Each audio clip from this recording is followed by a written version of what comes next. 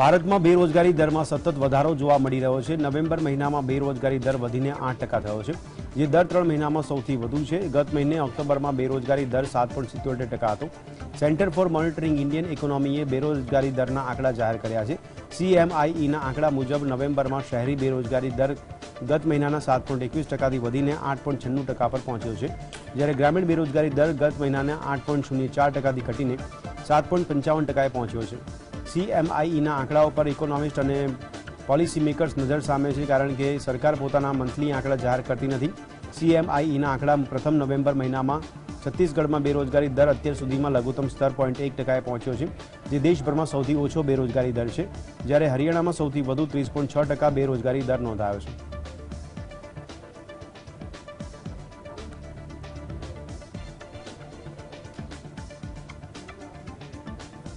नवेम्बर में GST collection आंकड़ो 1,45,867 करोड़ रूपिया रह्यो छे। वार्षिक धोरणे 11% वधारो नोंधायो छे। सतत 9 महीना थी GST रेवन्यू कलेक्शन रूपिया 1.4 लाख करोड़ थी वधी रह्यु छे। सामाननी आयातमांथी आवक गया वर्षना सामान जे समयगाळो छे तेमां करता 20% वधारे छे। आ घरेलू ट्रांजेक्शनथी थती आवकमां 8% वधारो नोंधायो छे। नाणां मंत्रालये एक निवेदन बहार पाडीने आ अंगेनी माहिती आपी छे। नवेम्बर 2022 में GST की कुल आवक में सेंट्रल GST रूपिया 25,681 करोड़, स्टेट GST रूपिया 32,651 करोड़, इंटीग्रेटेड GST रूपिया 77,103 करोड़ और सेसथी रूपिया 10,433 करोड़ की आवक शामिल है। नाणां मंत्रालये निवेदन में जणाव्युं छे कि नवेम्बर 2022 की GST आवक पाछला वर्षना समान महीना की चरम सरखामणीए 11% वधु नोंधाई है, जे समये आंकड़ो 1,31,526 करोड़ रूपिया हतो। एप्रिल में GST की आवक लगभग 1.68 लाख करोड़ रेकॉर्ड स्तरे है। ऑक्टोबर में GST कलेक्शन बीजू सौथी ऊंचू स्तर रूपिया 1.52 लाख करोड़ हतुं।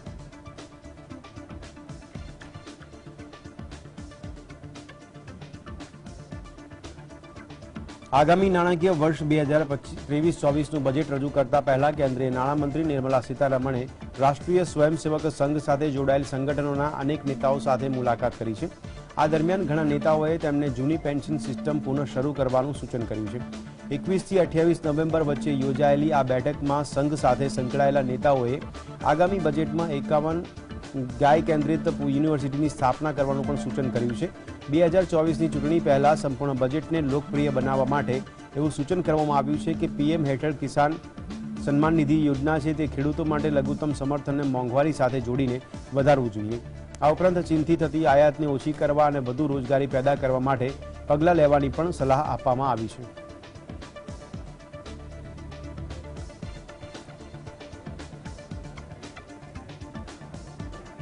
चीन सतत भारतनी आंखों में धूळ नाखी रह्यु छे। वास्तविक नियंत्रण रेखा पर एक तरफ चीन पोताना सैनिकोने हटाववानी वात करे छे, तो बीजी तरफ तेनी सेना त्यां हेडक्वार्टर और सैन्य चौकीओनुं पण निर्माण करी रही है। एक विदेशी अखबारे दावो कर्यो छे कि चीने भारतनी साथे पोतानी विवादित सरहदनी पासे एक सैन्य चौकी बनावी छे। आ दावा पर अमेरिकन सांसद राजा कृष्णमूर्तिनी प्रतिक्रिया सामे आवी छे। તેમણે કહ્યું છે કે ભારતની સાથે લગતી LOC પાસે ચીન તરફથી સૈન્ય ચોકીનું निर्माण કરવું તે પોતાના પડોશીઓની પ્રત્યે ચીની આક્રમકતાનો ચિંતાજનક સંકેત છે। આ મુદ્દે અમેરિકા ભારતની સાથે છે। અખબારે સેટેલાઇટ ઇમેજના હવાલાથી દાવો કર્યો છે કે જે મુજબ તે વાતના સંકેત મળી રહ્યા છે કે ચીનના ઇરાદાઓ આ વિસ્તારમાં લાંબા સમય સુધી ટકી રહેવાનો છે। ચીની સેનાએ પેંગિંગ લેકની પાસે હેડક્વાર્ટર અને સૈનિકો માટે ચોકીનું નિર્માણ કર્યું છે। પેંગિંગ લેક ચીન અને ભારતની વચ્ચે ફેલાયેલી છે। અહીં બંને દેશની વચ્ચે તણાવપૂર્ણ માહોલ પણ જોવા મળે છે।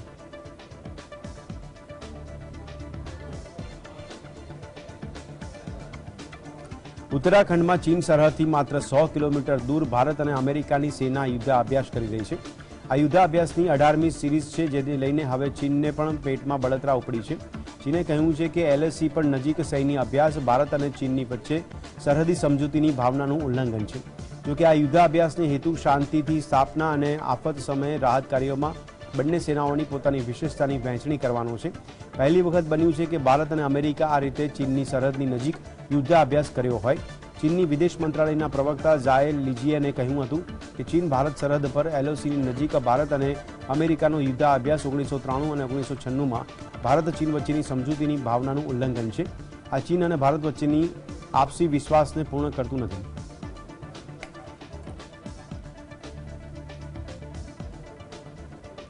पंजाब में भारत पाकिस्तान इंटरनेशनल बॉर्डर पर तैनात बॉर्डर सिक्योरिटी फोर्सनो जवान गुरुवारे भूलथी जीरो लाइन ओळंगीने पाकिस्तानी विस्तार में पहुंची गयो हतो। गाढ़ धुम्मसना कारणे युवके आ भूल करी हती। आ जवान पाकिस्तानी विस्तार में पहुंचता ज पाक रेंजर्से तेनी धरपकड़ करी लीधी हती। बीएसएफ थी गुम थयेलो 66 बटालियननो आ जवान छे। तेना सरहद पर फरियानी माहिती मळता ज उच्च अधिकारीओ हरकत में आवी गया हता। त्यारे पाकिस्तानी रेंजर्सना वरिष्ठ अधिकारीओनो संपर्क करवामां आव्यो त्यारे તેમણે पुष्टि करी कि बीएसएफ जवान તેમની कस्टडीमां छे। आ पछी बीएसएफ अधिकारीओए पाक रेंजर्स साथे फ्लेग मीटिंग पण बोलावी અને જવાનને મુક્ત કરવાનું કહ્યું છે। પ્રારંભિક અનિચ્છા પછી પાક રેન્જર્સ બીએસએફ જવાનને છોડવા માટે સંમત થયા। આ સમગ્ર ઘટના પંજાબમાં બીએસએફના ફિરોજપુર સેક્ટરના અબોહર વિસ્તારની છે, જ્યાં બીએસએફના જવાનો અબોહર વિસ્તારમાં ભારત પાકિસ્તાન સરહદ પર ભારતીય વિસ્તારમાં નિયંત્રિત પેટ્રોલિંગમાં હતા। અહીં એટલું બધું ધુમ્મસ હતું કે એક જવાન ઝીરો લાઇન ઓળંગી ગયો અને ધુમ્મસના કારણે બાકીના જવાનોને પણ 3 કલાક સુધી ખબર ન પડી કે તેમનો એક સાથી ગુમ છે। બોર્ડર પર પેટ્રોલિંગ કરવા ગયેલા જવાનોની હાજરી લેવામાં આવી ત્યારે જાણ થઈ કે એક જવાન પાછો આવ્યો નથી, જે બાદ બીએસએફે સરહદ ઓળંગી ગયેલા જવાનને પરત લાવવાની પ્રક્રિયા શરૂ કરી હતી।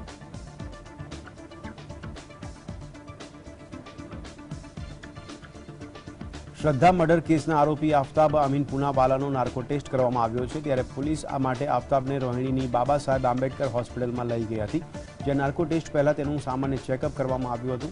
अधिकारीओना जणाव्या अनुसार परीक्षण सवारे 10 वागे शरू थयुं हतुं અને લગભગ 2 કલાક પછી समाप्त थयुं हतुं।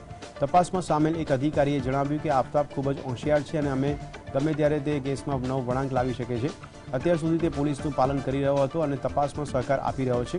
પોલીગ્રાફ અને નાર્કો ટેસ્ટ માટે પણ સંમત થયા છે, ત્યારે પોલીસને તેના સારા વર્તન પર શંકા છે। પોલીસે સૂત્રોથી એવું જાણવા મળ્યું છે કે आफ्ताब પૂછપરછ દરમિયાન ખૂબ જ વિશ્વાસુ હતો। તેણે ખૂબ જ ઝડપથી અને આરામથી જવાબ આપ્યો છે। એવું લાગતું હતું કે તેના જવાબો અગાઉથી સમજીને વિચારીને આપી રહ્યો છે। પોલીસને એવી પણ શંકા છે કે સપ્ટેમ્બર-ઓક્ટોબરમાં જ્યારે મુંબઈ પોલીસ દ્વારા आफ्ताबને પૂછપરછ માટે બોલાવવામાં આવ્યો હતો, ત્યારે શ્રદ્ધાના શરીરના કેટલાક ભાગો તેના દિલ્હીના ફ્લેટમાં હાજર હતા।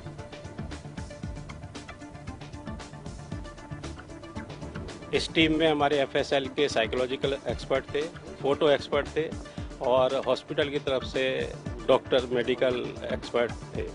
अगर जरूरत पड़ी तो पोस्ट नार्को टेस्ट भी किया जाएगा। क्या होता है? एक सेशन और किया जाएगा काउंसलिंग का, जल्दी ही, अगर आवश्यकता होगी तो जल्दी ही वो कंडक्ट किया जाएगा। दिल्ली लीकर पॉलिसीना પડઘા હવે તેલંગાણા સુધી પણ પહોંચ્યા છે। એન્ફોર્સમેન્ટ ડિરેક્ટોરેટ એટલે કે ઈડી પ્રથમ વખત મુખ્યમંત્રી કે ચંદ્રશેખર રાવની પુત્રી કવિતા અને એમએલસીનું નામ સામેલ કર્યું છે। તપાસ એજન્સીનો આરોપ છે કે કવિતાએ 2021 થી 2022 વચ્ચે 6 વખત ફોન બદલ્યા છે। ઈડીએ બુધવારે આરોપી અમિત અરોરાનો રિમાન્ડ રિપોર્ટ દાખલ કર્યો છે। દિલ્હી એક્સાઇઝ પોલિસીના મામલે ઘેરાયેલી તેલંગાણાના મુખ્યમંત્રી કે ચંદ્રશેખર રાવની પુત્રી કવિતા ભારતીય જનતા પાર્ટી પર સવાલ ઉઠાવી રહી છે। તેમણે કાર્યવાહીના ઉલ્લેખ વગર વડાપ્રધાન નરેન્દ્ર મોદી પર સવાલ ઉઠાવ્યા। આ કેસની તપાસ કરી રહેલા ઈડી દ્વારા દાખલ કરવામાં આવેલા રિમાન્ડ રિપોર્ટમાં કવિતાનું નામ સામેલ છે। એમએલસી કવિતાએ કહ્યું કે જે રાજ્યમાં ચૂંટણી થવાની છે ત્યાં પીએમ મોદી પહેલા ઈડી પહોંચી જાય છે। और ये आज देश में बच्चा बच्चा जानता है कि किसी भी प्रदेश में इलेक्शन होने वाला होता है, वहां मोदी से पहले ईडी पहुंच जाता है। तो आज तेलंगाना में भी यही हुआ है, कुछ नया नहीं है। अगले साल हमारे यहाँ हमारे प्रदेश में इलेक्शन है, तो मोदी जी के आने से पहले ईडी वाले आ गए। हमने उनका स्वागत किया, हमने कहा हर तरीके से आपको कोऑपरेट करेंगे। फिर भी ये जो cheap tricks Bharatiya Janata party play करती है, मीडिया में लीक दे दो, नेता के रेपुटेशन खराब कर दो, मैं बोलना चाहती हूँ मोदी जी से विनम्रता से, मोदी जी अगर आपको जेल में डालना है तो डाल लो, कोई टेंशन नहीं है, चले जाएंगे, लेकिन लोगों के लिए काम करना नहीं छोड़ेंगे। बीजेपी के जो फेल्यूर्स है उसको एक्सपोज करना भी नहीं छोड़ेंगे। મહારાષ્ટ્રના પૂર્વ સીએમ ઉદ્ધવ ઠાકરેના ઘરની બહાર હનુમાન ચાલીસા વિવાદ મામલે સેશન્સ કોર્ટે મોટો નિર્ણય સંભળાવ્યો છે। સેશન્સ કોર્ટે સાંસદ નવનીત રાણા અને તેમના પતિ રવિ રાણા વિરુદ્ધ વોરંટ જાહેર કર્યું છે। બંને વિરુદ્ધ અદાલતે જામીનપાત્ર વોરંટ જાહેર કર્યું છે। આ મામલે બંનેને કોર્ટમાં નોટિસ પાઠવીને 11 નવેમ્બરના રોજ હાજર થવા માટે નિવેદન કર્યું છે, પરંતુ બંને હાજર નહોતા થયા। ફરીથી આજની સુનાવણી દરમિયાન બંને હાજર નહોતા થયા, ત્યારબાદ અદાલતે બંને વિરુદ્ધ જામીનપાત્ર વોરંટ જાહેર કર્યું છે। નવનીત રાણા હનુમાન ચાલીસા પાઠને લઈને ચર્ચામાં રહી હતી। એટલું જ નહીં, આ વિવાદને લઈને તેમણે ઉદ્ધવ સરકાર સામે મોરચો પણ માંડ્યો હતો।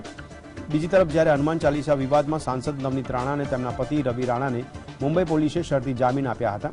આ મામલે બોમ્બે હાઈકોર્ટે અમરાવતીથી સાંસદ નવનીત રાણા અને તેમના પતિ રવિ રાણાની જામીન રદ કરવાથી ઇનકાર કર્યો હતો. ત્યારે કોર્ટનું કહેવું છે કે જામીન માત્ર વિશેષ પરિસ્થિતિઓમાં જ રદ થઈ શકે છે. આ સાથે જ એવું પણ કહેવું હતું કે જામીન રદ કરવા પર ગંભીરતાથી વિચાર થવો જોઈએ. જોકે તત્કાલીન વિશેષ ન્યાયાધીશ રાહુલ રોકડેએ જ સુનાવણી દરમિયાન મુંબઈ પોલીસની અરજીને ફગાવી દીધી હતી, જેમાં નવનીત રાણા અને તેના પતિ રવિ વિરુદ્ધ જામીનપાત્ર વોરંટ જારી કરવાની માંગ કરવામાં આવી હતી.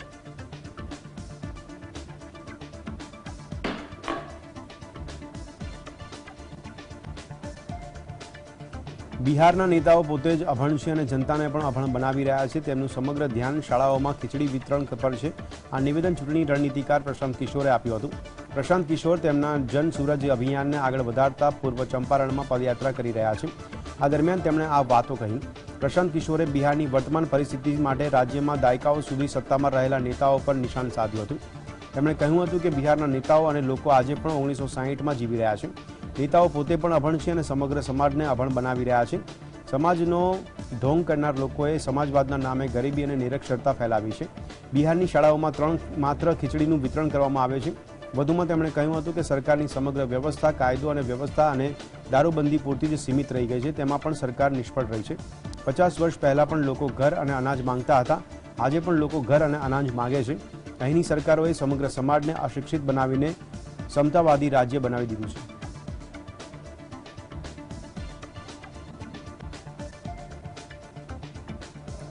મહારાષ્ટ્રની એકનાથ શિંદે ભાજપ સરકાર હજુ સુધી મહારાષ્ટ્રના રાજ્યપાલ ભગતસિંહ કોશિયારીની શિવાજી પરની તાજેતરની ટિપ્પણીમાંથી બહાર નથી આવી રહી. ત્યારે પ્રવાસન પ્રધાન મંગલ પ્રભાત લોઢાએ વિવાદાસ્પદ નિવેદન કર્યું હતું.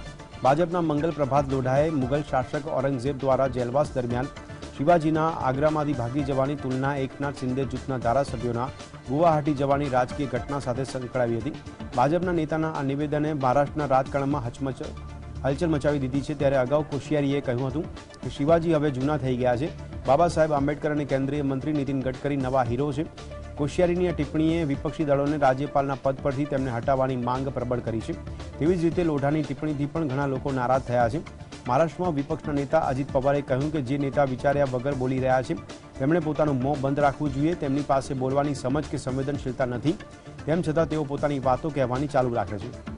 આદિત્ય ઠાકરેએ પણ લોઢાની ટિપ્પણીની નિંદા કરી અને કહ્યું કે તે આયોજનબદ્ધ અભિયાનનો ભાગ છે.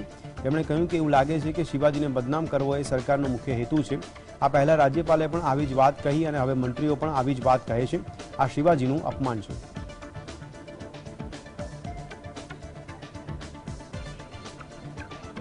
વિદેશ મંત્રી એસ જયશંકરે ગુરુવારે કહ્યું કે G20ની આગેવાની દરમિયાન ભારત ખાદ્ય અને ઉર્જા સુરક્ષા, ક્ષમતામૂલક સ્વાસ્થ્ય સમાધાન સહિત તાત્કાલિક મહત્વના તે વિષયો પર ગ્રુપના સભ્ય દેશોનું સમર્થન મેળવશે કે જેનો સામનો કોરોના બાદ દુનિયાએ કરવો પડી રહ્યો છે. સાથે જ તેમણે કહ્યું કે વર્તમાન સમયના મોટા પડકારોનું સમાધાન એકબીજા સાથે લડાઈ કરીને નહીં પરંતુ મળીને કામ કરવાથી શોધી શકાય છે. ભારતની આગેવાનીમાં G20 જૂથ અંગે જયશંકરે કહ્યું છે કે G20 જૂથમાં ભારતનો એજન્ડા સમાવેશી, મહત્વાકાંક્ષી, કાર્યોન્મુખી અને નિર્ણાયક હશે. ભારતે ગુરુવારે સત્તાવાર રીતે G20 જૂથની રાજ્યમાં યજમાન પદ ગ્રહણ કર્યું છે. ત્યારે જયશંકરે કહ્યું કે G20 એક પ્રમુખ સંસ્થા છે જે નાણાકીય, આર્થિક અને વિકાસના સાથે જોડાયેલા મુદ્દાને ઉકેલવાનો વિચાર કરે છે જેનો સામનો દુનિયા કરી રહી છે. આ મુશ્કેલ પરિસ્થિતિમાં દુનિયાના નેતાઓએ યોગ્ય મુદ્દાઓ પર ધ્યાન કેન્દ્રિત કરવું જોઈએ.